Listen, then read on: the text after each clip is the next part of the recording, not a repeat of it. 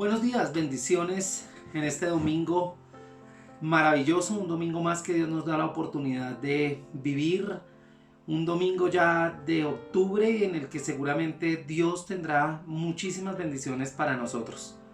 No importa que los días sean difíciles cuando la promesa de Dios está en cada una de nuestras vidas, de nuestras familias y de nuestro país. Hoy quiero comenzar esta reunión haciendo alusión a algo que se ha venido hablando todos estos días y es acerca de la reapertura de la iglesia. Bien, debo decir que para las iglesias que tienen una propiedad donde ellos pueden realizar ciertos cambios, donde pueden realizar ciertos ajustes que son propios de esta reapertura y que son necesarios para que el protocolo de bioseguridad pueda darse y pueda autorizarse a través de la alcaldía, pues es mucho más fácil. Pero nosotros los que tenemos la iglesia en un lugar arrendado, difícilmente lo podemos hacer igual de rápido, porque cada una de las adecuaciones que hay que hacer tiene un costo. Además, tenemos que pensar quién va a asumir ese costo, si el dueño del lugar donde estamos o nosotros que lo necesitamos, y muchas otras cosas que son importantes. Usted no se puede alarmar ni se puede afanar, porque con toda seguridad volveremos a la presencialidad. Pero a nosotros particularmente nos toca ir despacio, nos toca hacer un documento que tenemos que subir a la plataforma de la alcaldía, y ese documento tiene que ver con el lugar donde vamos a estar y con todas las normas de seguridad que nosotros necesitamos para poder abrir al público y que la gente se pueda sentir tranquila, confiada de que pues no se va a contagiar en el lugar donde vamos a hacer las reuniones.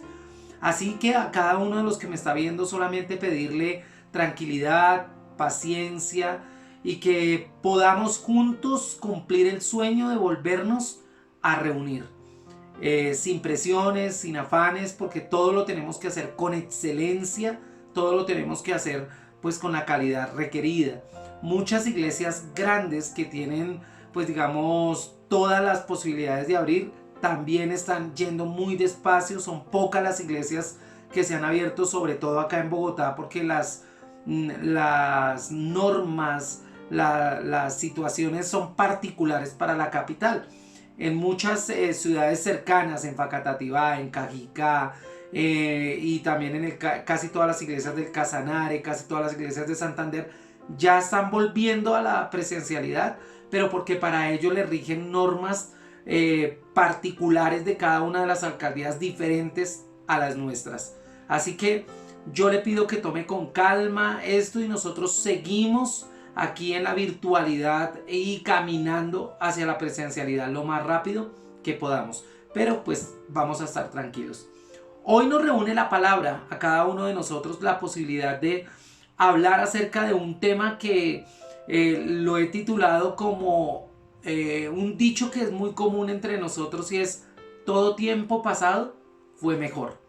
Yo no sé cuántos de nosotros recordamos cosas que nos sucedieron y decimos: ay, ojalá volvieran esos tiempos, ojalá esas cosas nos volvieran a pasar, ojalá yo tuviera 15 años, yo tuviera 20 años, pero ya no, desafortunadamente no.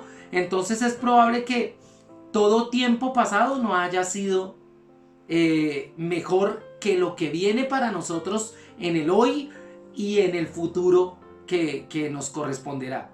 Eclesiastés capítulo 7, versículo 10 al 14 nos lo señala de una manera muy particular. Recuerden que Eclesiastés es uno de los libros poéticos de la Biblia, y cada uno de esos libros poéticos responde las preguntas que nosotros como hombre tenemos acerca de lo que Dios ha hecho, de lo que Dios hace y de lo que Dios hará. Y aquí Eclesiastés nos ayuda a entender la pregunta con respecto a la inteligencia, a la sabiduría, a lo que el hombre realmente es con respecto a Dios.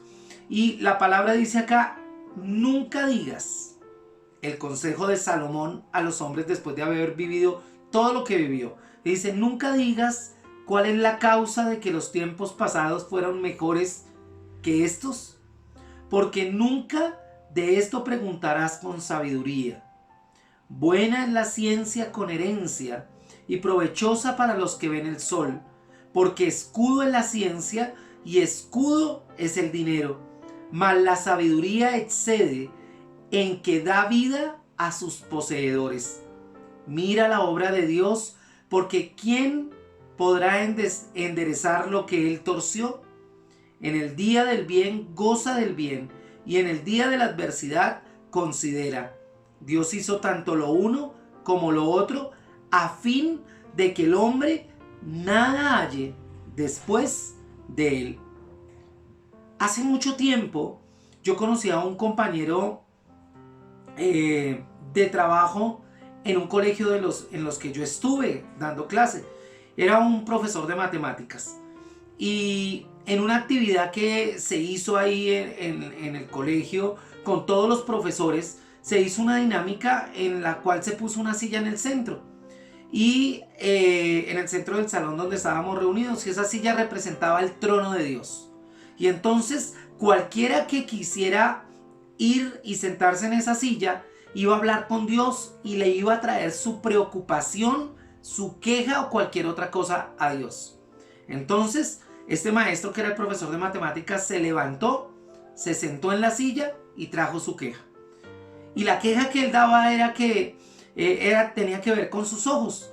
Era, la verdad, bastante cegatón, tenía mucha dificultad visual, sus gafas eran bastante gruesas y muchos se burlaban de sus gafas.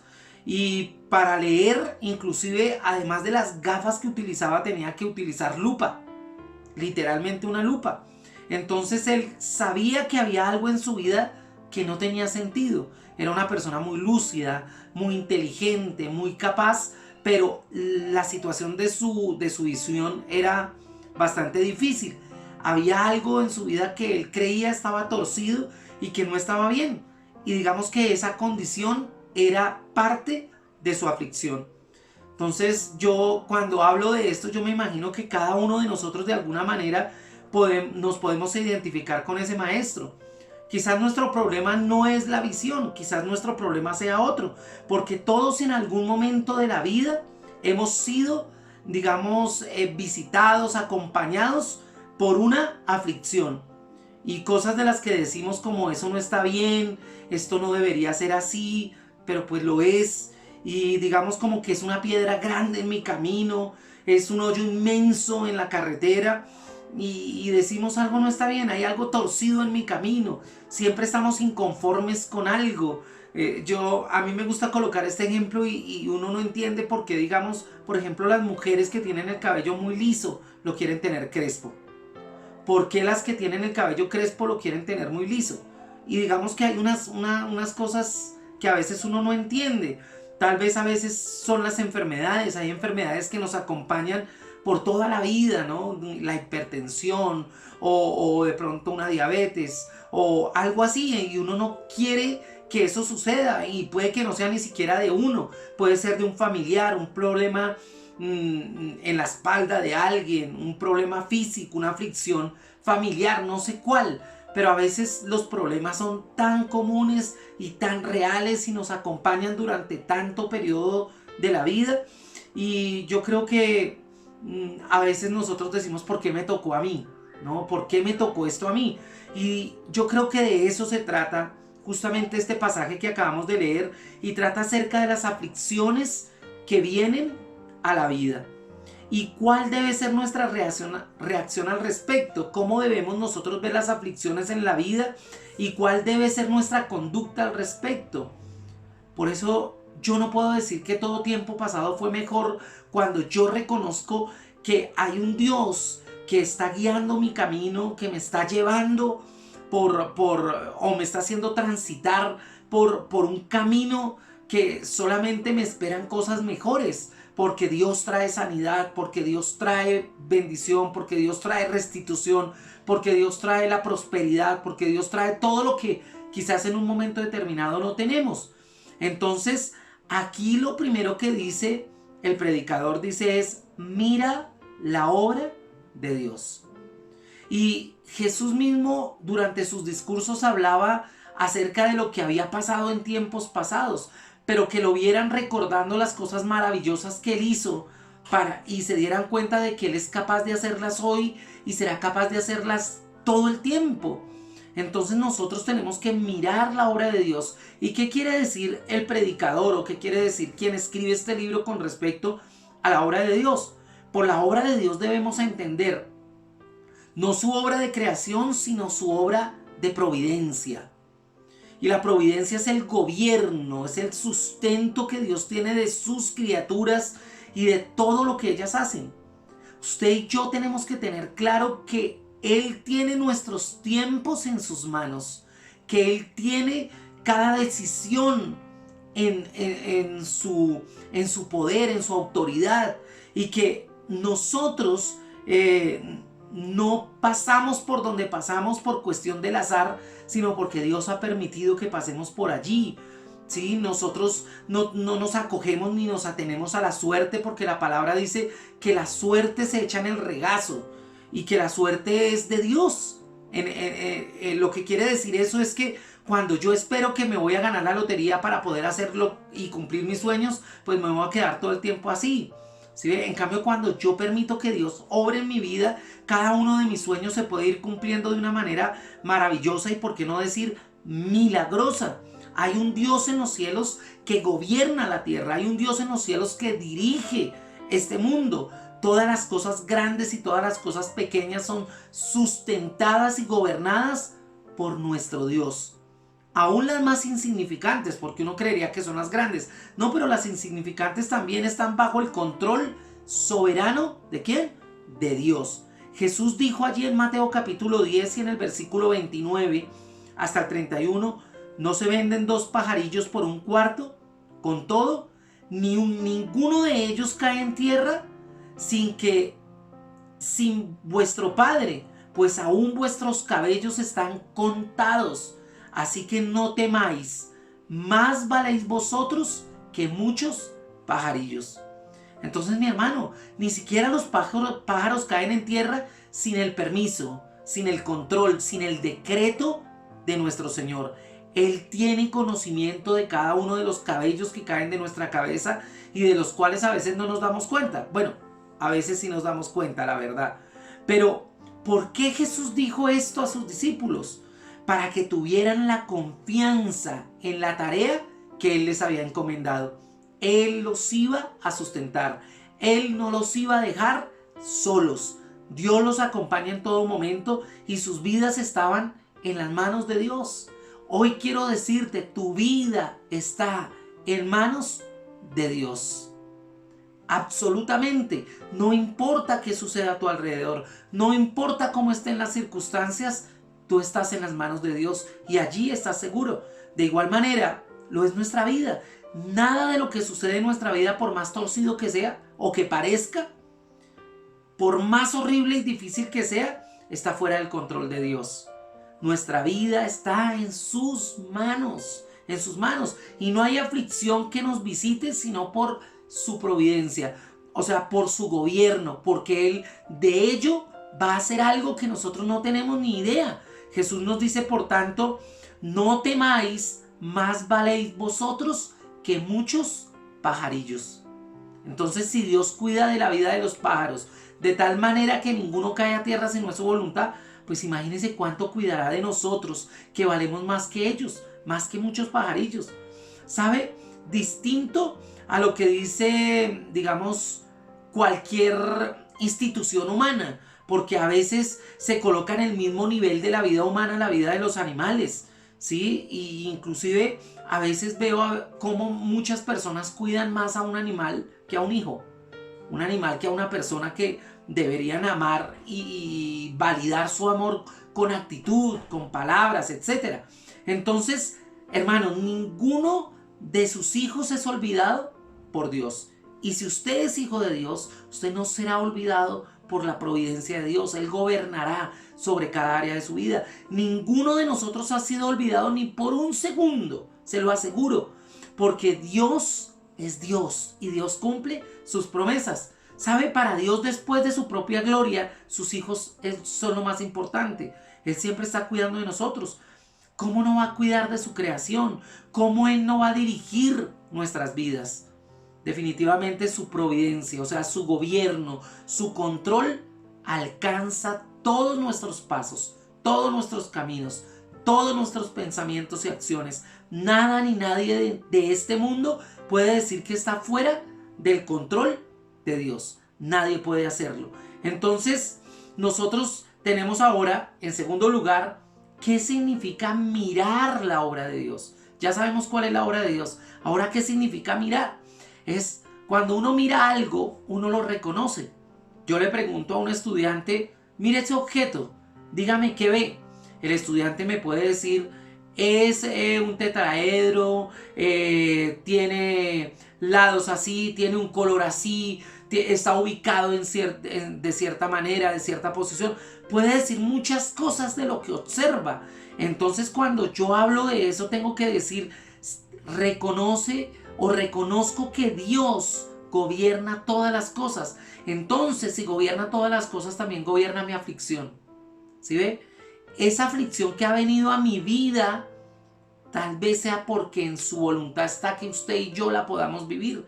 ¿Por qué? Porque tenemos que aprender algo. Todo está bajo control, incluso esas aflicciones. Y Él nos dice, en el día del bien, goza del bien. Y en el día de la adversidad, considera. Dios hizo tanto lo uno como lo otro. ¿Sabe? Yo he aprendido a orar a Dios de la siguiente manera.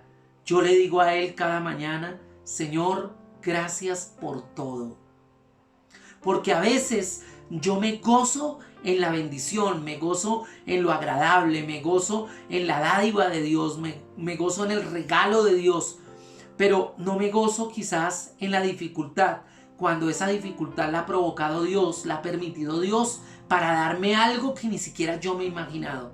Me ha llevado por ese valle de dificultad, ese valle de soledad, porque Él quiere que yo dependa de Él y entienda que en Él están sustentadas todas las cosas y que Él me las puede dar en el momento en que Él quiera. Entonces, ¿qué significa? Que debemos gozarnos y disfrutar de las cosas buenas que vienen de nuestra vida. ¿Sabe? Yo tengo muchas cosas de mi pasado de las que yo me puedo gozar, de las que puedo recordar con tanto gozo, con tanta paz. Pero también tengo cosas difíciles que pasaron en un tiempo, de las cuales quizás si las recuerdo, quizás tuviese que llorar. Pero todas las cosas son una maravilla, son dones de Dios. Debemos recibir todo con acción de gracias. Pero también debemos meditar cuando viene la adversidad en nuestra vida. ¿Sabe qué pasa con nosotros los hombres? Cuando todo está bien, pareciera que nuestro nivel de reflexión disminuye. Pero cuando las cosas se ponen difíciles, pareciera que por fin entendemos el hecho de que tenemos que parar, reflexionar, evaluar, ver cómo la gloria de Dios se manifiesta de una manera maravillosa. Y eso es curioso, nosotros deberíamos tener estos niveles de reflexión en la alegría suprema y en la tristeza más profunda. Pero a veces no somos así.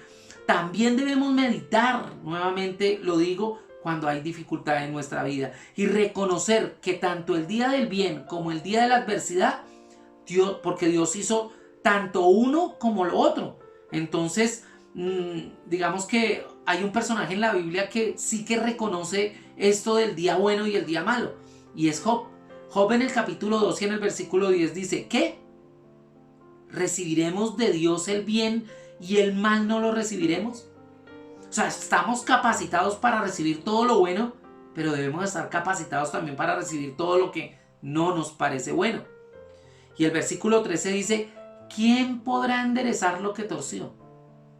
¿Quién es Él? Pues Dios. Mi hermano, en el contexto demanda que esa sea la respuesta. Es Dios quien envía las aflicciones a nuestra vida, pero alguien podrá preguntar, ¿tú me quieres decir que el adulterio de mi esposo fue algo que Dios me envió? Es una pregunta que es constante entre las consejerías que uno hace, ¿no? Sí, pero correctamente explicado y entendido. ¿En qué sentido? Cuando decimos que Él envía una aflicción, lo torcido en nuestra vida, lo que queremos decir a la luz de la palabra de Dios es que Dios es soberano, que Dios controla todas las cosas y determinó permitir la ocurrencia de ese pecado por razones que Él tiene. Normalmente esas cosas suceden cuando el consejo no ha sido escuchado, por ejemplo. Esas cosas vienen cuando usted o yo hemos descuidado cosas que Dios ya nos había advertido, no deberíamos descuidar. Y la única forma de que nos demos cuenta es de que esas situaciones que van a ser dolorosas, difíciles, tengan que suceder. El pecado es de la criatura, pero su actuar no, porque está fuera del control y del propósito de Dios. Mi hermano, cuando usted entra en pecado, recuerde que Dios nos dio libre albedrío. Él quiere que no pequemos, Él quiere que no fallemos, Él quiere que nos mantengamos en obediencia, pero usted y yo pareciera que no entendemos ese principio. El pecado, recuerde, es algo que nos desvía del propósito de Dios. Y desviarnos del propósito de Dios es entrar en conflicto, es entrar de manera resuelta en perder. Entonces, digamos que nosotros podemos ver ejemplos bíblicos, ¿sí? Por ejemplo, la vida de David. Allí en el segundo libro de Samuel, capítulo 16, del versículo 5 al 10, digamos que aquí tenemos a Simei, de la familia de Saúl. ¿Y quién culpa? Y es quien culpa a David de las muertes de Abner, de Isboset, y también porque David permitió que los gabaonitas pues ejecutaran a los 7 descendientes de Saúl, como pago de todo el mal que Saúl pues hizo a los gabaonitas, ¿no es cierto? Y se levanta a tirarle piedras ¿a quién? A David y a los suyos, y a maldecirle además. Y Abisai le pide permiso a David para cortarle la cabeza a Simei. ¿Por qué? Pues había maldecido, ¿sí?, al rey David. Sí, y este huía de Absalón. Recuerde que Absalón lo quería matar. Y David le responde en el versículo 10 algo maravilloso. Dice: ¿qué tengo yo con vosotros, hijos de Sarbia? Si él así maldice, es porque Jehová le ha dicho que maldiga a David. ¿Quién pues le dirá, por qué lo haces así? De alguna manera lo que estaba diciendo David era que el pecado de maldecir es todo de Simei. ¿Por odio a quién? A David. Pero el hacerlo está bajo el control ¿de quién? De Dios. Dios pudo haberlo enmudecido, pero Dios no lo hizo. Dios lo permitió. Y aquí, un llamado dice: Jehová le ha dicho que maldiga a David.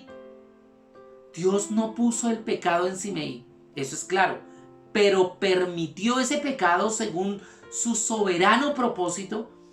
Y vuelvo y repito, Dios pudo haberlo evitado callando su boca, pero no quiso, por razones que solo Dios posee. Y a veces nosotros reclamamos y queremos entenderlo todo. En Isaías capítulo 6 dice: decirle pues a este pueblo, mirarlo todo, pero no lo entiendan, oírlo y no lo comprendan. Porque a veces nosotros queremos entender todo, verlo todo, oírlo todo, y no siempre es así. A veces Dios hace cosas que no necesita que usted las entienda, sino que las viva. ¿Sí? ¿Qué implica esto para nosotros? Porque es importante también saberlo. Implica que en toda aflicción debemos ver la mano de Dios. Necesitamos ver cuál es el propósito de Dios en todas las cosas difíciles que nosotros vivimos. ¿Cuál fue el propósito de Dios con esta pandemia? ¿Dios la mandó? No, pero Dios la permitió. ¿Para qué la permitió? Para que nosotros entendiéramos muchos principios que de otra manera no pudiésemos haber entendido. ¿Sabe? En mi caso, por ejemplo, yo puedo mencionar algunas cosas que aprendí en este tiempo difícil. Yo soy una persona que me gusta salir, visitar, hacer una cosa, la otra. Me tuve que quedar en casa. Tuve que empezar a hacer las cosas virtuales. Aprendí a editar, aprendí a grabar. Pues no de manera muy profesional, pero cada vez voy aprendiendo cosas muchísimo más maravillosas. Aprendí a reconocer y a conocer gente que jamás hubiera podido conocer si no entro en este mundo y en esta autopista virtual. Profetas de España, profetas de Ecuador, conocí hombres y mujeres de Canadá, de Estados Unidos, y ellos me conocieron a mí. ¿Sí ve? Tuve la oportunidad y he visto cómo muchos cambiaron su negocio porque el negocio que tenían se les cerró, y ahora el negocio que tienen les está dando mucho más de lo que les daba el anterior. ¿sí? Me pude proyectar en muchas cosas, me pude dar cuenta que desde la casa también puedo hacer un montón de cosas y puedo permanecer más tiempo en ella. Entonces, digamos que la voluntad de Dios es perfecta y es agradable. Y esa es la voluntad de Dios para mi vida. ¿Sabe? La voluntad de Dios para la viuda era hacerse una arepita, tomar lo que había y morirse, dice ahí. Y eso era lo que ella entendía que era la voluntad de Dios, pero la voluntad de Dios era otra. La voluntad de Dios era que el profeta estuviera ahí y que a raíz de lo que ella hizo con el profeta nunca le faltara ni el aceite ni la harina, porque eso fue el propósito de Dios. Mi hermano, es probable que la dificultad más tremenda lo que está haciendo es acercarlo a usted más al milagro providencial de Dios. Y yo quiero declararlo en el nombre de Jesús. Hoy, en su vida y en su familia, la necesidad, la dificultad, la enfermedad ha tocado su casa con el propósito de que usted entienda algo que Dios quiere hacerle ver para que la gloria de Dios se manifieste de una manera poderosa. Entonces no pienses ni por un momento que lo que sucede es por mala suerte, porque la suerte se echa en el regazo, ya lo dije. Ni porque estamos en el sitio equivocado a la hora equivocada. No. Dios ha traído esa aflicción sobre tu vida y si eres creyente, entonces debes ver que tu Padre Celestial te ama y que ha determinado esto para tu vida. De paso, muchas de esas cosas fuiste tú el que las provocaste y Dios no te detuvo. Dios quiso que así fuera y que así se desarrollaran las cosas para que tú aprendieras. Nunca más cometerás ese mismo error. Nunca más caminarás por ahí porque sabes que si caminas por ahí te caerás. Entonces, si eso no va a pasar, ¿qué te espera? Bendición tras bendición. Y como dice la palabra, irás de victoria en victoria. En su lecho de muerte, Juan Calvino, uno de los reformadores, decía: Señor, me afliges, pero qué bueno es saber que eres tú. ¿Sabe? Él podía ver la mano de Dios en cada una de sus aflicciones. Él no sufría porque ese es el curso natural de la vida, ni porque al final todos los seres humanos morimos. No, es el fruto del movimiento que Dios hace en favor de mi vida, de tu vida y de la vida de cualquier otro. Es Dios quien lo ha enviado. Él tiene el control de todas las cosas de nuestra vida. ¿Sabe? Mira a tu alrededor. ¿Él tiene el control o no? ¿Él puede darte lo que tú sueñas, sí o no? Claro que sí. Es probable que todavía no sea el tiempo y que este sea el tiempo para que tú aprendas algo que se hace necesario para que administres bien lo que Él te va a dar. Él tiene razones para hacerlo.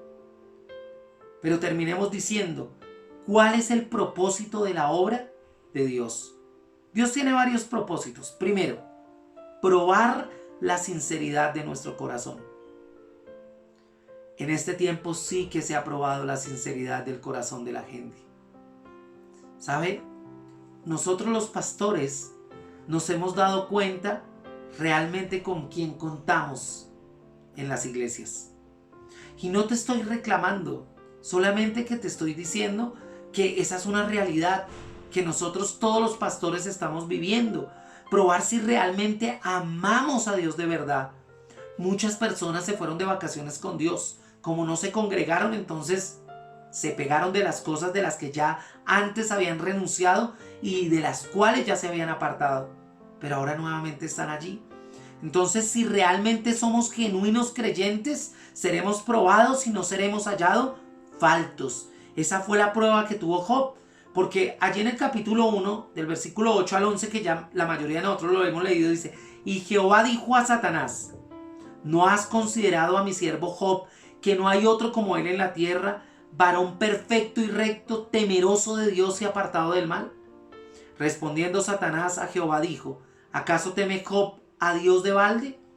¿No le has cercado alrededor a él y a su casa y a todo lo que tiene? Al trabajo de sus manos has dado bendición. Por tanto, sus bienes han aumentado sobre la tierra. Pero extiende ahora tu mano y toca todo lo que tiene y verás si no blasfema contra ti en tu misma presencia. Entonces estamos hablando de cómo Dios prueba la sinceridad del corazón de Job. ¿Sabe? ¿Qué es lo que dice Satanás? Que si quitas todas las bendiciones y lo afliges, yo sé que él te va a abandonar. Yo sé que él va a decir contra ti. Pero Job era sincero ¿en qué? En su fe. Job sabía en quién había creído, amaba y servía a Dios aún en medio de las aflicciones. Dios seguía siendo su Dios, aunque no entendiera por qué había permitido que todo esto sucediera. El segundo punto, el primero era probar el corazón. El segundo, llevarnos a anhelos del cielo. ¿Sabe? Nosotros tenemos muchos anhelos terrenales. Muchos deseos de la carne queremos saciarlos, pero Dios quiere que nosotros anhelemos las cosas del cielo. Hay muchas cosas hermosas en esta vida, pero no más hermosas que las que vamos a vivir en la eternidad. Pero muchos también sufren, pero ¿sabe?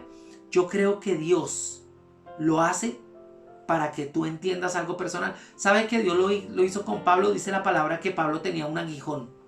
¿Sí? Una cosa que le era difícil para él, pero ese aguijón tenía que ver con que él veía la gloria de Dios a pesar del aguijón. Él veía cómo Dios lo llevaba por un lado y por otro predicando el evangelio de la verdad a pesar de ese aguijón. Él veía cómo Dios lo guardaba de la muerte una y otra vez a pesar de ese aguijón. Él veía cómo la obra se extendía por Europa y se extendía por todo el mundo conocido a pesar de ese aguijón. Entonces, mi hermano, no habrá pecado ni maldad, jamás habrán aflicciones para nuestra vida. Y eso sería una utopía, siempre las van a ver, siempre. Tercero, a veces castigarnos por nuestros pecados, porque a veces la aflicción no tiene que ver con un propósito de Dios para cosas buenas, no, es que a veces dice la palabra que Dios al que ama, disciplina. Y a veces las aflicciones vienen porque necesitamos ser disciplinados por nuestro pecado. Entonces todo el sufrimiento que hay en el mundo normalmente es fruto del pecado. ¿Por qué en el mundo hay hambre? Porque hay pecado de avaricia. Porque muchos hacen tesoros y muy pocos son los ricos de este mundo y muchos son los pobres. Pero yo creo que también porque hay hambre en este mundo, porque hay mucho holgazán también caminando por esta tierra, que no quieren hacer nada y quieren vivir de balde. ¿Sí? Mi hermano, es un problema cuando la gente se acostumbre a que todo se les tenga que dar. Se les tenga que dar, se conforman además. Entonces esperan a que todo el mundo les dé y no trabajan. Entonces también puede ser un castigo. Entonces hay que entender este principio. Todo sufrimiento es fruto del pecado, pero no todo sufrimiento es fruto de nuestro pecado, porque a veces lo es. Entonces ese punto hay que tenerlo en cuenta. En Juan capítulo 9, versículo 2 dice: no es que pecó este ni sus padres, sino para que las obras de Dios se manifiesten en él. ¿Sí ve? Ahí no había ningún castigo. Lo que Dios quería era manifestarse en él. Si a veces uno dice, pero ¿por qué me enfermo? No, es que Dios quiere sanarte de una manera milagrosa para que quienes te rodean crean que hay un Dios sanador, por ejemplo. Cuarto, para hacernos crecer en su gracia. Hermanos, hay un crecimiento en la vida cristiana que es imposible adquirirlo sin aflicciones. ¿Por qué? Porque ¿cómo crecemos en paciencia si todo nos sale bien? No, las cosas nos tienen que salir mal y nosotros tenemos que dar fruto de paciencia esperando que las cosas cambien de rumbo porque Dios lo ha prometido. ¿Cómo creemos en la resignación a la voluntad de Dios si no sufrimos por su voluntad? Difícil. ¿Cómo creemos o cómo creceremos en la humildad si no por medio de las ofensas que otros hacen hacia nosotros? Dios nos ha diseñado para que nuestro crecimiento espiritual sea a través de las aflicciones y para nuestro bien. Entonces, mi hermano, la aplicación de este sermón es sencilla. Mira las obras de Dios. Todo lo que nos sucede en la vida, Dios lo ha hecho. Y si Él lo ha hecho, debemos poner nuestra mirada en Dios. Ver que cada aflicción tiene su propósito. ¿Para qué? Para nuestras vidas. Dios sabe más y debemos estar satisfechos con ello. Usted no puede pelear con Dios. Dios tiene la razón. Hermano, Mire, ¿cuántas personas han recibido un consejo y han hecho todo lo contrario y al final terminan haciendo lo que el consejo dice en la palabra? Pero a veces nosotros queremos darle la vuelta a las cosas, sufrir sin querer, pero sufrir para después darnos cuenta que no hubiéramos tenido que pasar por allí. Segundo, Dios quiere que usted se someta a su voluntad. Recuerde, no es tu voluntad, es su voluntad. Y su voluntad es agradable y perfecta. No sea terco. La voluntad de Dios es agradable y perfecta. Espera en Él y Él hará a su tiempo, en su tiempo. Dios hará. Busca que Dios te dé el fruto del Espíritu para que sea más fácil. ¿Sabe? Todo esto nos debe llevar cada vez más cerca de Cristo. Porque todo don perfecto proviene del Padre de las luces. Pero proviene del Padre a través de ¿quién? De Cristo. Él es nuestro mediador. Tenemos un mediador entre Dios y los hombres, Jesucristo, dice la palabra. Así que todo lo bueno de esta vida viene ¿de quién? De Dios. Por su obra en la cruz. Él nos hace más fuertes en medio de la adversidad. Él nos ayuda a descansar en Él. Descansa en Dios, mi hermano. La obra de Dios es todo lo que usted necesita. Además, como es su obra, está bajo control de Él. Es para su gloria, es para nuestro bien. Debes creer justamente en ello. Mi hermano, no hay tiempo para decir que los mejores días estuvieron atrás. Los mejores días están por venir.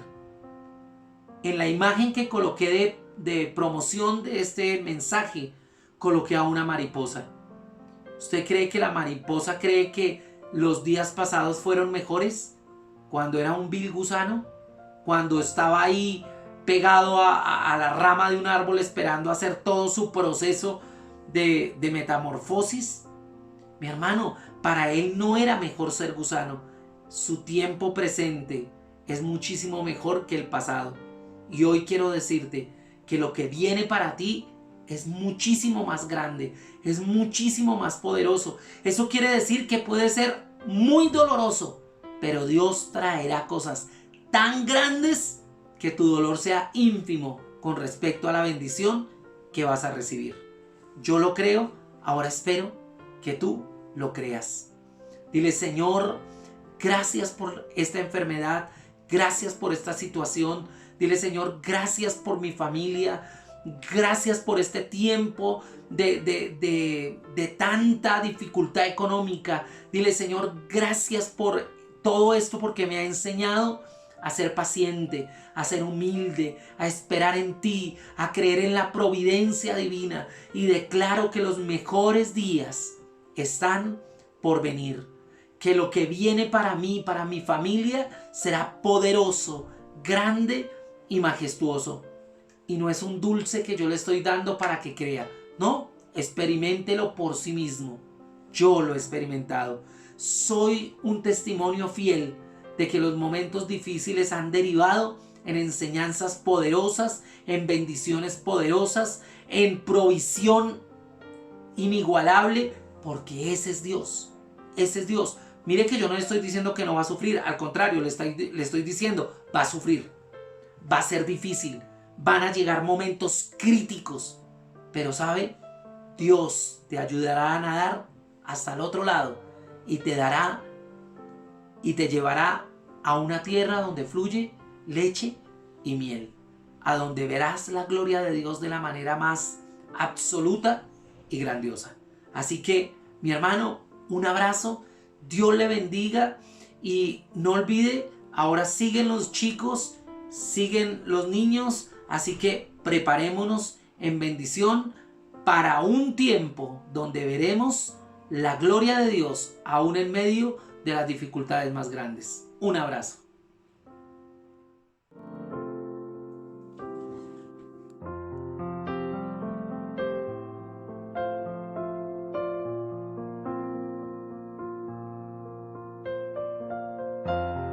Buenos días, niños y niñas, es un gusto compartir con ustedes una vez más. Los saluda la profe Loana y hoy tengo el gusto de compartir con ustedes un tema muy especial, no solo para ustedes y para nosotros, sino para todos los niños alrededor del mundo, porque estamos en el mes de octubre. ¿Ustedes saben qué se celebra en el mes de octubre? No, en el mes de octubre se celebra el mes de la Biblia. ¿Y ustedes saben qué es la Biblia? La Biblia es la palabra de Dios. Entonces, el día de hoy vamos a aprender algunos datos claves y muy importantes acerca de la Biblia, y vamos a tener al final un pequeño test muy bonito para que ustedes desde casita lo contesten y empiecen a recordar lo que hemos aprendido en los primeros meses del año. Acompáñenme en esta preciosa pero maravillosa y corta aventura.